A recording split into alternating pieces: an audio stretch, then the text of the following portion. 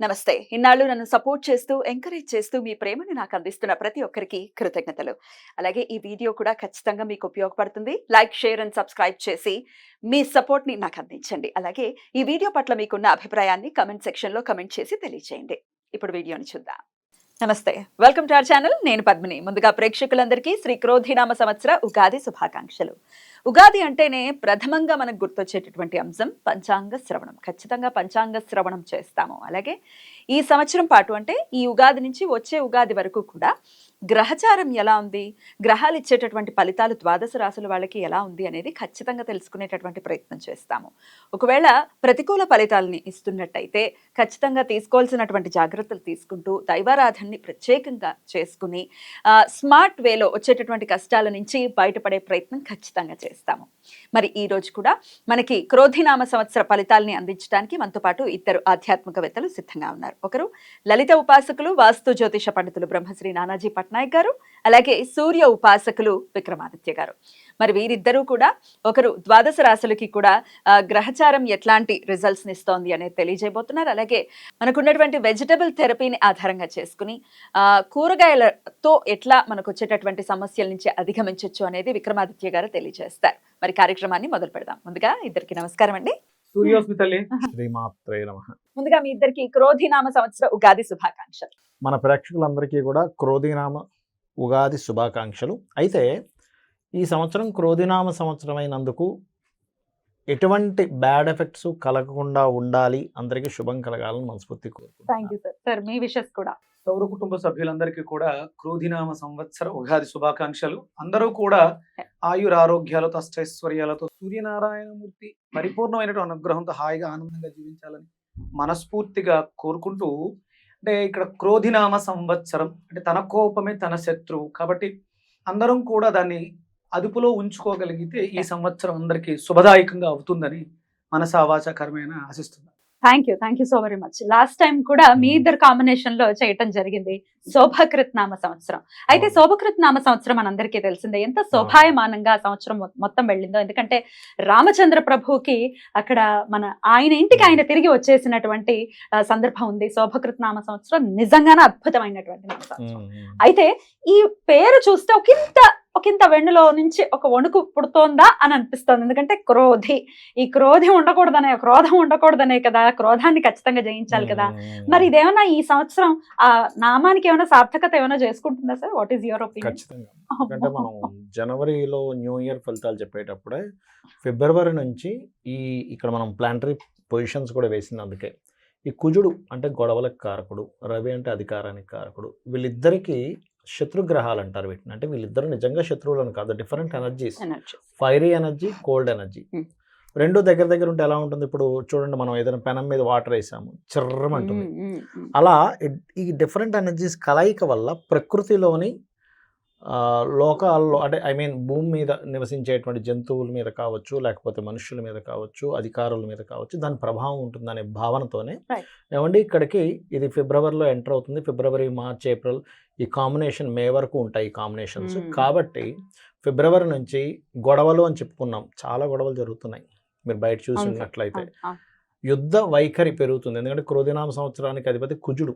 ప్రధానంగా యుద్ధం చేయాలి అంటే ఒక విషయం ఏదైనా మనకి ఇప్పుడు ఒక విషయం జరిగినప్పుడు మాట్లాడుకోవచ్చు, గొడవ పెట్టుకోవచ్చు.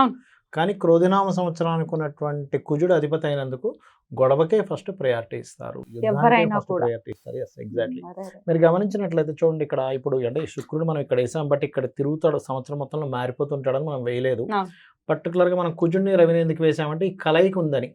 అందుకే ఫిబ్రవరి నుంచి ఇప్పుడు జల ప్రదేశాల్లో హైజాక్లు అవ్వడం కానీ, లేకపోతే మనకి చూడండి బుధుడు మొన్న ఇక్కడ నిలిచిపడ్డప్పుడు కూడా గమనించినట్లయితే స్కామ్, దాని ఏమంటారు, షేర్ రిలేటెడ్ సంబంధించిన స్కామ్స్ అవ్వడం కానీ, షేర్స్ కారకుడు బుధుడు కదా. అందుకని ఏంటంటే అధికారులు మనం అసలు ఊహించినటువంటి మార్పులు ఇంకా చాలా ఉన్నాయి. అసలు ఇలా జరుగుతుందా, ఇలా జరుగుతుందా, అమ్మో ఇట్లాంటివి మనం ఇట్లా కూడా యాక్షన్ తీసుకుంటుందా, గవర్నమెంట్ కావచ్చు, పోలీస్ కావచ్చు, మిలిటరీ కావచ్చు, ఇట్లాంటిది కూడా యాక్షన్ తీసుకుంటుందా అనేటువంటిది జరుగుతుంది. అయితే ఇది నార్మల్ పీపుల్ మీద ఎంతవరకు ఎఫెక్ట్ ఉంటుంది అంటే జీవుడు బయట ఉన్నాడు. Hmm. ఇది ఒక బెనిఫిట్ ఇక్కడ. Hmm. ఎప్పుడు కూడా కాలసర్ప యోగంలో గ్రహాలు సంచరించేటప్పుడు జరుగుతాయి. అయితే ఇందులో యాజ్ పర్ నాడీ ఆస్ట్రాలజీ పరంగా జీవుడు అంటారు గురువుని. బయట ఉన్నందుకు కొంచెం జనాలు దానిలో నుంచి బయటకు వస్తుంటారు. Okay. ఈ గురువు కూడా లోపల ఉన్నాడు అనుకోండి. మనకి last time 3.5 years back Covid వచ్చింది. అప్పుడు గురువు కూడా లోపల ఉండి ఇక్కడ సంచరిస్తున్నాడు. అప్పుడు ఇక్కడ నీచబడి ఉన్నాడు అప్పుడు గురువు. ఇప్పుడు ఎంత భయానకమైన భయం, ఎందుకంటే జీవుడు కూడా నీచబడిపోయాడు కదా. Right. అందుకని జనాల మీద ఎఫెక్ట్ చూపించింది. ఇప్పుడు ఏంటంటే దేశాల మీద, అధికారుల మీద, యుద్ధ సంబంధించిన వాటి మీద, దీని మీద ఎక్కువ ఎఫెక్ట్ ఉంటుంది. Right. జనాలు కొంచెం దాని నుంచి బయటపడతారు. Right. కాకపోతే ఇక్కడ నేను చెప్పేది ఏంటంటే ఈ కాంబినేషన్ ఉన్నప్పుడు సహజంగా ఎక్కడైనా ఇరుక్కొని ఏ బాంబు పేలుల్లో ఇట్లాంటివి ఇరుక్కోకుండా ఉండాలంటే అమ్మవారిని తలుచుకోవడము, లేకపోతే సూర్యుల్లోనే అమ్మవారిని చూసుకుంటూ చేయడము, చండీ పారాయణం చేయడము, ఏదైనా ఒక శక్తి దేవత ఆలయాలు, ఆంజనేయ స్వామి టెంపుల్కి వెళ్ళడం, లేకపోతే సుబ్రహ్మణ్యేశ్వర స్వామి ఆలయానికి వెళ్ళడం చేయడం ద్వారా ఈ యొక్క పరిస్థితి నుంచి బయటపడతారు. తప్పకుండా సరే. ఇది అయితే కామన్ పీపుల్ కి ఎట్లాంటి రిజల్ట్స్ ఇస్తుంది అనేది మన మెయిన్ మోటో కూడా ఈ ప్రోగ్రామ్ చేయడానికి. ఎగ్జాక్ట్లీ. సో ఒక్కొక్క రాశి వైజ్ గా కూడా ఒకసారి మాట్లాడుకుందాం. అంతకన్నా ముందు క్రోధినామ సంవత్సరం మరి పేరు భయానకంగా ఉంది, అది డెఫినెట్ గా సార్థకం చేసుకుంటుంది అని అంటున్నారు. కాబట్టి వాట్ ఈస్ యువర్ ఒపీనియన్? ఆయన చెప్పినట్టు కుజుడు యొక్క ప్రభావం అధికంగా ఉంటుంది కాబట్టి కుజుడు అగ్ని నక్షత్రంగా తీసుకుని మేషాన్ని అగ్ని రాశిగా తీసుకున్నప్పుడు వృచ్చికం కూడా అంతే కదా సార్. ఆ వృచ్చికం కూడా వృచ్చిక మేషాలకు అగ్ని జల రెండు కలయి కాంబినేషన్. ఇది ప్రధానంగా అంటే మనలో ఉండేటువంటి అగ్నితత్వాన్ని పెంచుతూ ఉంటుంది. దాన్ని శాంతింపజేసుకోవడానికి కుజుడికి ప్రధానంగా ఉన్నటువంటి కూరగాయలు మనం ప్రధానంగా తీసుకునేది బూడిద గుమ్మడికాయ గురించి మాట్లాడుతూ ఉంటాం. అంటే కడుపు మంట, కడుపులో మంట, ఇవి రెండు కూడా అగ్రెసివ్ అయ్యే అవకాశం ఉంటుంది. అంటే తన కోపమే తన శత్రువు అంటారు. క్రోధినామ సంవత్సరంలో విపరీతమైనటువంటి కోపతాపాలకి అవకాశం ఎక్కువగా ఉంటుంది కుజుడు ప్రధానంగా తీసుకోవడం. ఇప్పుడు మనం ఈ ఎపిసోడ్ మంగళవారం చేస్తున్నాం, మనకి క్రోధినామ సంవత్సరం కూడా మంగళవారం వస్తుంది. కుజుడు ఆధిపత్యం తీసుకోవడానికి ఇది కారణం అవుతుంది. అంటే సిమ్టమ్స్ నేచర్ మనకి చెప్తుంది, కొంచెం జాగ్రత్తగా ఉండండి. అంటే ఇప్పుడు మనం ఆ అగ్నిని తట్టుకోవాలంటే వరుణ దేవుడిని ఆశ్రయించాలి, అంటే చల్లదనాన్ని మనకి తీసుకోవాలి. అందులో గుమ్మడికాయ, బూడిద గుమ్మడికాయకు ఉన్నటువంటి తత్వం అగ్నితత్వం అయినా అది ఉష్ణైన శీతలం అంటారు. వేడితో సమింపై ఆవిరై వర్షంగా కురుస్తుంది. అందుకని ఇక్కడ మనం బూడిద గుమ్మడికాయని, బీరకాయ అంటే మనకి డయాబెటీస్ వ్యాధి పెరిగే అవకాశం ఎక్కువ ఉంది. అలాగే గ్యాస్ట్రిక్ ఎసిడిటీ సమస్యలు విపరీతంగా ఇబ్బంది పెట్టే పరిస్థితుల్లోనే ఆ గొడవ తత్వం వల్ల, అరవటం వల్ల, ఇప్పుడు మీరు ఒక పెద్ద గొడవ జరిగింది, ఆ గొడవ అయిపోయిన వెంటనే మనం భోజనానికి కూర్చుంటే ఆకలేదు, చచ్చిపోతుంది కదా, ఆకలి చచ్చిపోతుంది. అన్ని ఫీలింగ్స్ చచ్చిపోయి ఉంటాయి. అందుకని ఏంటంటే సందర్భానుసారం మనం గుర్తించాల్సింది అవసరం ఎంత ఉంది అని గుర్తించుకోవాలి.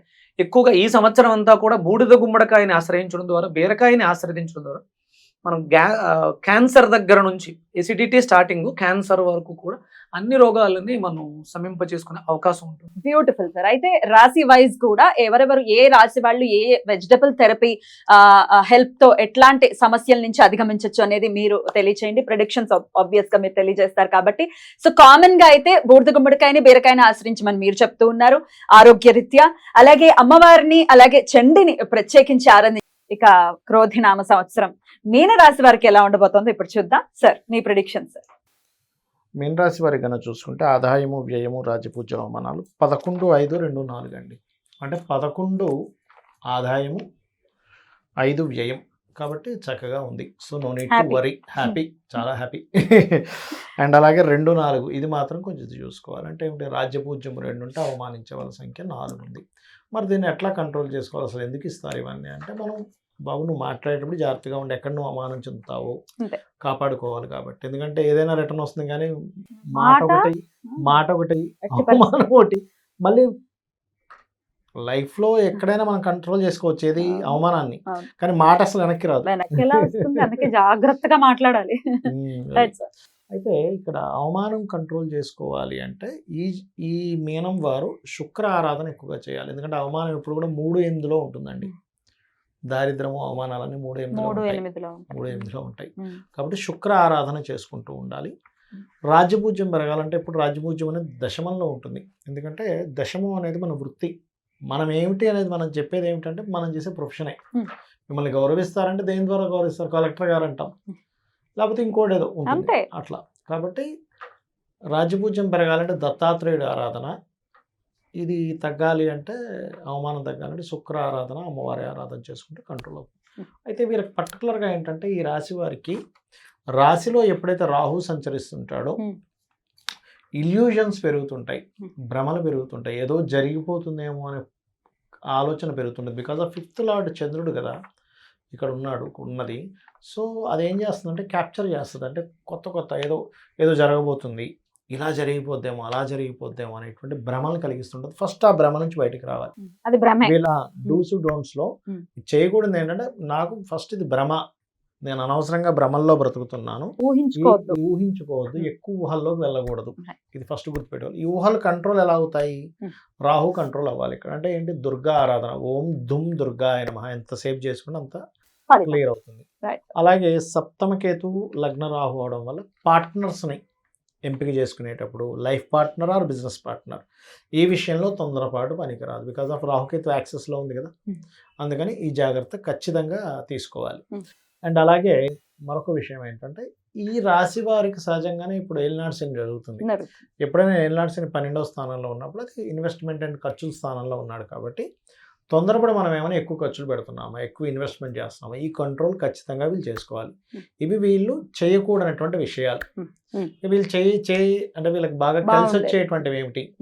ఒక్కోసారి మనం చూడండి, కొంతమంది చదువుతూ మధ్యలో ఎక్కడో బ్రేక్ వస్తుంది, హైయర్ ఎడ్యుకేషన్ చేయాల్సింది, మళ్ళీ సడన్గా ఒకసారి చేస్తారు హైయర్ ఎడ్యుకేషన్ చదివితే, మళ్ళీ ఒక మంచి దీంట్లోకి వెళ్ళిపోతారు సడన్గా. వీళ్ళకి ఈ సంవత్సరం ఏంటంటే ఏదైనా ఉన్నత విద్యకి సంబంధించి తీసుకొని వీళ్ళు కనుక మళ్ళీ రీస్టార్ట్ చేసినట్లయితే వీళ్ళకి అది లైఫ్ ఇస్తుంది, మంచి లైఫ్ ఇస్తుంది. బికాజ్ ఆఫ్ 2 గ్రహాలకు డబుల్ ట్రాన్సిట్ 9,000 మీద. 9,000 అనేది ఉన్నత విద్యలో కొంచెం బ్యాంక్ బ్యాలెన్స్ పెరగడము, తండ్రి లేదా గురువుల నుంచి సపోర్ట్ రావడము, ఇటువంటివన్నీ కూడా ఈ 9,000 యాక్టివేషన్ వల్ల పూర్వజన్మ సంబంధించిన పుణ్యం ఎంతో కొంత వీళ్ళకి యాక్టివ్ అవ్వడం, ఇటువంటివి కలుగుతాయి. సో ఇది ఇక మిగతా అంశాలు కనుక చూసుకుంటే, ఫినాన్షియల్గా చూసుకున్నట్లయితే ఫైనాన్షియల్గా కొంచెం అంటే సహజంగానే వెళ్ళాల్సిన ఖర్చులు ఎక్కువ ఉన్నాయి కాబట్టి ఫైనాన్స్ కొంచెం అడ్జస్ట్ అవుతూ ఉంటుంది. No need to worry. ఎందుకంటే ఎట్లాగో బ్యాంకింగ్ స్థానం బాగుంది కాబట్టి బ్యాంకులో బ్యాలెన్స్ అనేది పెరుగుతుంది కాబట్టి కొంచెం టైట్ అయినా మళ్ళీ బ్యాంక్ బ్యాలెన్స్ పెరగడం, ఈ రకమైనటువంటి ఇబ్బంది లేకుండా ఉంటుంది. అండ్ అట్లాగే కొంచెం ప్రాపర్టీస్ తీసుకునేటప్పుడు కొద్దిగా చూసుకొని తీసుకోవాలి. ముఖ్యంగా ఇక్కడ ఈ కాంబినేషన్ ఈ సంవత్సరం ఏంటంటే 12th హౌస్ అని లగ్నంలో రాహువు, అంటే ఈ వరుస చూసుకుంటే కనుక కొంచెం సంతానం విషయంలోని కొంచెం జాగ్రత్తగా ఉండాలి. బట్ రాజకీయంగా అండ్ క్రియేటివ్ ఫీల్డ్లో ఉండేటువంటి వారు కొంతవరకు అవకాశాలు కూడా వస్తాయని చెప్పుకోవచ్చు. అండ్ అట్లాగే ఇంకోటి ఏంటంటే ఇక్కడ చూసుకున్నట్లయితే విదేశాలకు వెళ్ళి ఉన్నత విద్యలు నేర్చుకోవడానికి చాలా బాగా ప్లానటరీ పొజిషన్స్ చాలా యోగ్యవంతంగా ఉన్నాయి చెప్పాలంటే. సో దానికి బాగుందని చెప్పుకోవచ్చు. హెల్త్ అంటే ఒకటేనమ్మా, ఇక్కడ గమనించుకున్నట్లయితే వీళ్ళకి బ్యాక్ పెయిన్స్ ఎక్కువగా వస్తుంటాయి, నడువు నొప్పి. చెకప్ చేయించుకుంటే ఏం కనబడదు. ఎప్పుడైనా సరే లగ్నం రాహుకేతు యాక్సిస్లో ఏదైనా రోగం వచ్చిందనుకోండి, చెకప్ చేయించుకుంటే ఏమీ లేదంటారు, కానీ ఈ పేషెంట్ ఏమీ లేదు నీ ఫీలింగ్, నువ్వు అనవసరంగా ఇది చేస్తున్నావు, నువ్వు మా నిద్ర మాత్రలు వేసుకో, నువ్వు నిద్రపో కాసేపు, ఇవన్నీ చెప్తూ ఉంటారు.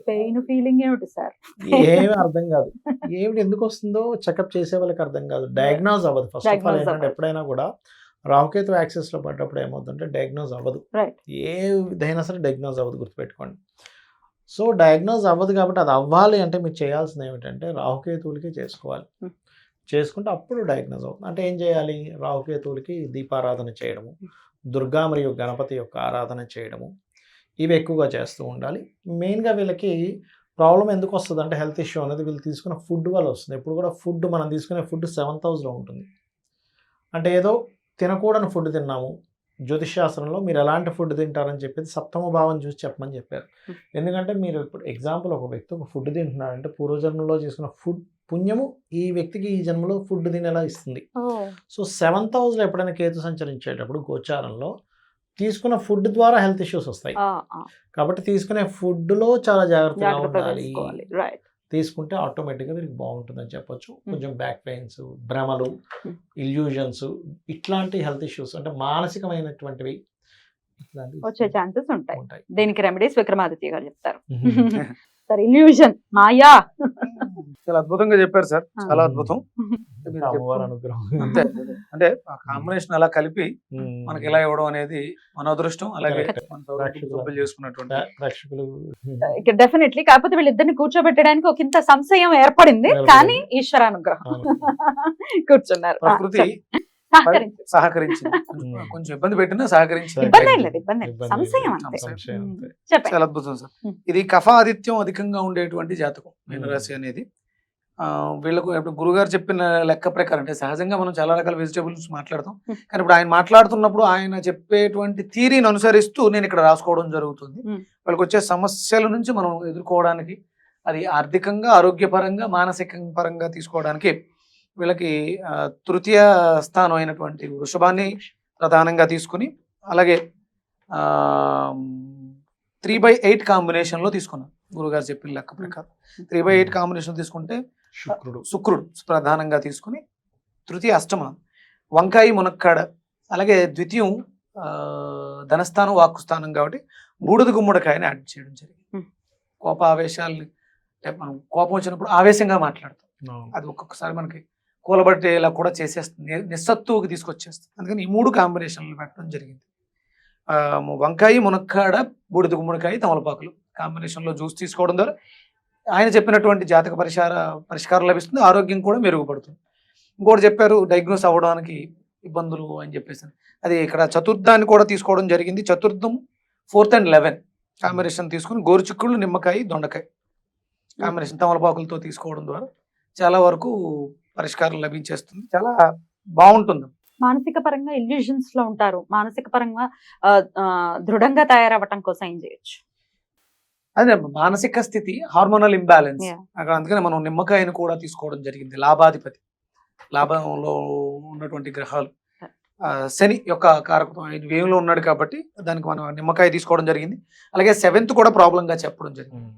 అందుకని దొండకాయను కూడా కలిపి గోరుచిక్కుళ్ళు, నిమ్మకాయ, దొండకాయ కాంబినేషన్ అంటే 4th, 11th and 7th combination మనం ఇక్కడ రెగ్యులర్గా తీసుకుంటూ తమలపాకులను కూడా వాడడం, నాడీ మండల వ్యవస్థ 4th బాగా యాక్టివ్ అవుతూ కంఫర్ట్స్ కానీ, డొమెస్టిక్ లైఫ్ కానీ ఇవన్నీ కూడా చాలా హ్యాపీగా ఉంటాయి. దానం కూడా చేసుకోవచ్చు.